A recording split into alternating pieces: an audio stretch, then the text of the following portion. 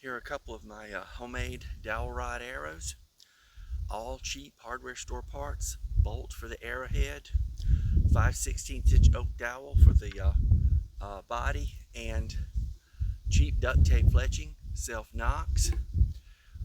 No feather jig needed. Do all this by hand, as I'll demonstrate in a moment. I'm going to be using my second bow I ever made, a hickory flat bow, and shoot from about 20 yards, and we'll see how these perform. By no means are these perfect. They can be improved upon, but you can put them together pretty quickly. They're very cheap. Store-bought arrows, you either get them super cheap and they fall apart when they hit something, or they're extremely expensive. So here's kind of an intermediate way to go. I'm using a bolt to make this kind of a dull practice arrow, but if you want to, you could glue in a broadhead for hunting. So let's see how it shoots.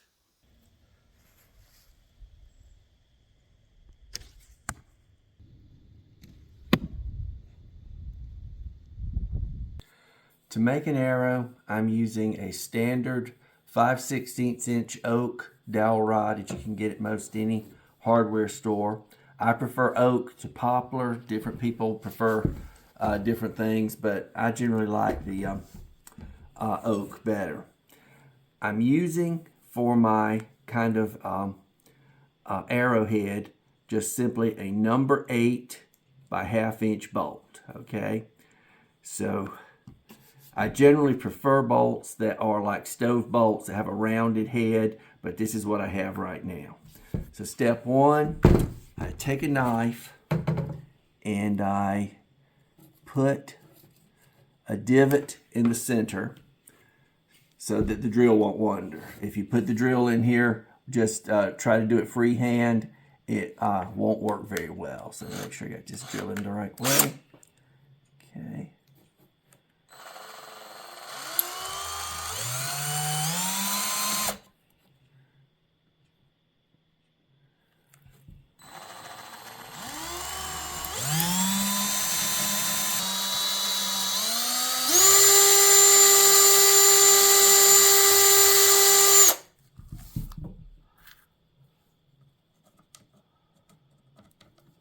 Okay, that goes in real well.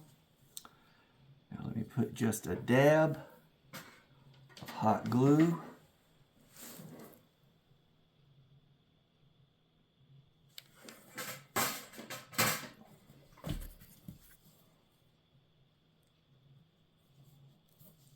Okay, so that is my finished arrowhead here.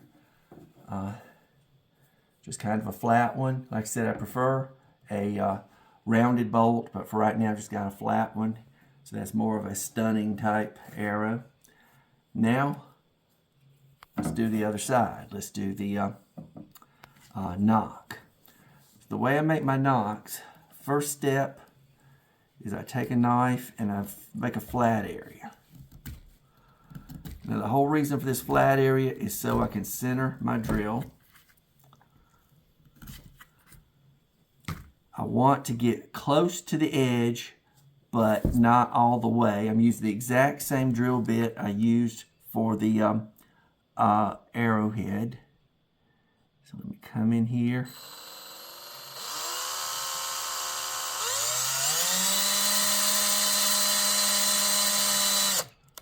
Make sure it was looking pretty good. It seems to be okay.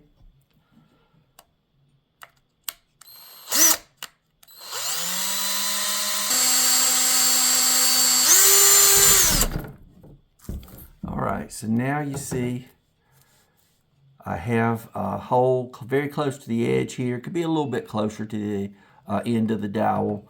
But now what I want to do is saw through here and then use a file to file out the knock. So I begin with a pull saw.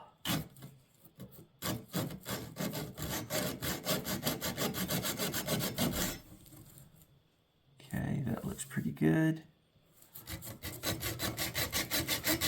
Probably a good idea to wear gloves if you're doing this.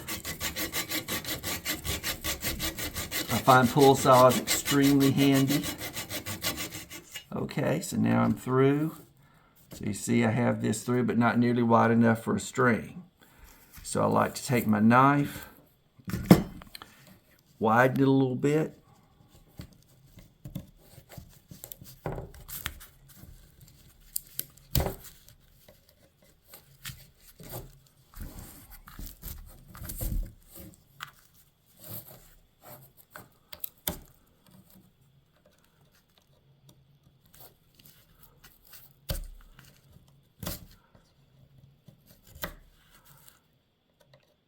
Okay.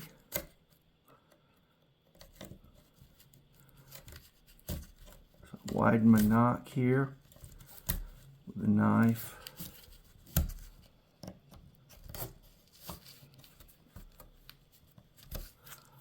Okay, now every time I go to the flea market, I pick up a pack of these really cheap needle files. Okay, so I'll just show you what they look like on the inside. Several assorted small files. So what I plan to do is use this to both smooth the hole for the string and widen it a little bit here. So simply start, work towards the edge. You can use this to make it a deeper nock if you got it too shallow. So anyhow, I use this. Okay. And here I have it completed. I use paracord for arrow strings, but as you see here, I've got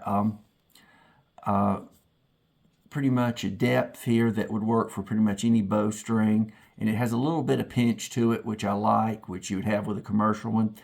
I cut my arrows a little long, 32 inches, and the reason I do that is if one of these sides ever breaks, I can simply move the hole down here and repeat it and not have to trash the whole arrow. I can get at least one, maybe two more knocks on this same arrow. Before I put on my fletching, you could paint your arrows, but I generally just put on a couple of coatings of linseed oil. You could use tung oil. You could even use a cooking oil. Sunflower oil is the fastest drying, I believe, of the cooking oils. Every oil will dry eventually, but the good thing about linseed oil and I believe tung oil is you only need to let them sit a couple of days before you can apply your fletching. I want to use a 2-vein fletch. That's very easy to do, fairly quick to do, and I find it sufficiently good. A 3-vein fletch can be done with duct tape, but it takes longer, it's more difficult to do. I'm not taking credit for the first one to figure this out. I bought an arrow and someone had fletched it this way, so now I'm sharing this with you. Duct tape, I've just found, lasts a long time. It's fairly easy to work with. So I have two different kinds of duct tape here, an orange and a camo. I find orange helps you find your arrow. So I cut off about a 3.5 inch piece, 2 pieces of the camo, and 2 pieces of orange duct tape, okay? In this case, let me flip them. All right. So what I like to do is to take one of the colors of duct tape, put it over the other one about 1/4 or 3/8 of an inch, okay, to make one really big piece of duct tape. I do the same, but I want, in this case, the camo to be on top. Again, an overlap here of about 3/8 inch, 1/4 inch, something like that, okay?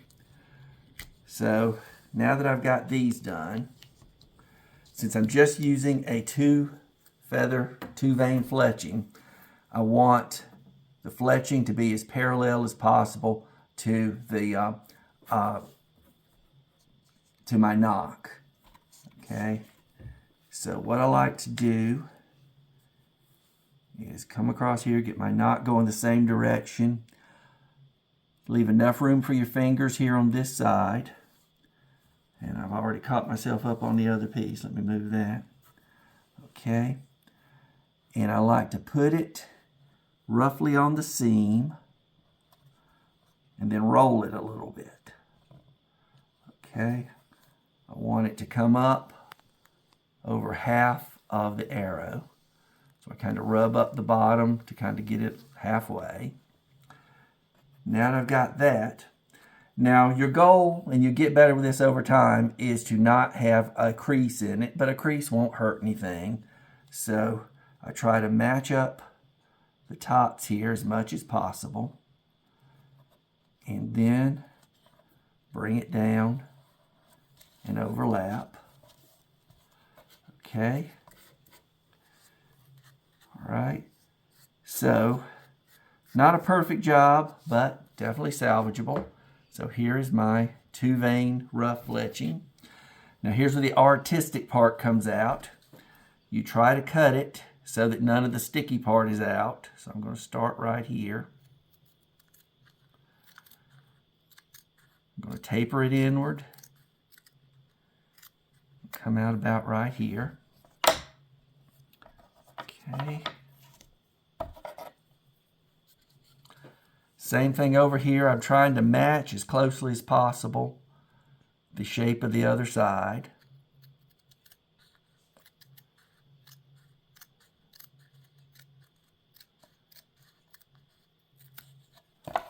Okay. It's a little bit bigger, I believe, on the orange. Well, no, it looks to be about symmetrical here. I think I can actually trim a little bit more off of this since they're so long. So let me trim a little bit more here. Generally, my second trimming creates a hedgehog effect, which I don't like, but okay, that seems reasonably good. So let me discard my other pieces. When working with duct tape, there's cheap duct tape and really high quality duct tape. Cheap duct tape is easier to work with. High quality will last a lot longer, but will drive you crazy with putting it on. So anyhow, I tore off, it doesn't matter which one you choose, the orange or in this case the camo duct tape, a little piece about this big. Actually, I'm going to make it a little smaller. I'm going to trim it.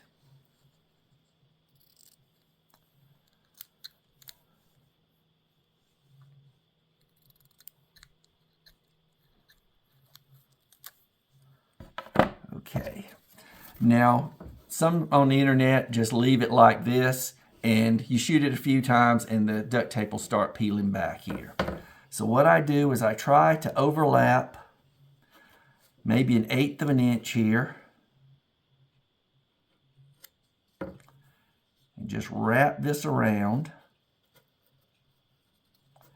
This will make the arrow, the fletching, last much longer, and it might impart a little bit of a twist for aerodynamic purposes.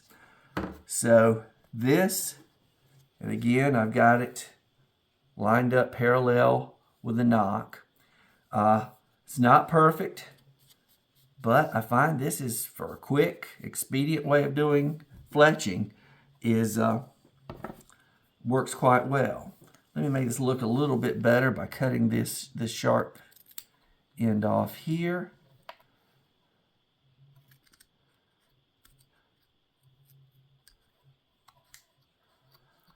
I learned of this method. No one taught me. I just bought an arrow one time that was fletched this way. I liked the way it worked, so I decided to do it myself. So here is my completed arrow. Bolt for a head. A self knock that when one of these sides, if it's to break, I can simply repeat it and create another one here. And simple duct tape fletching. So now let's shoot it and see how it does.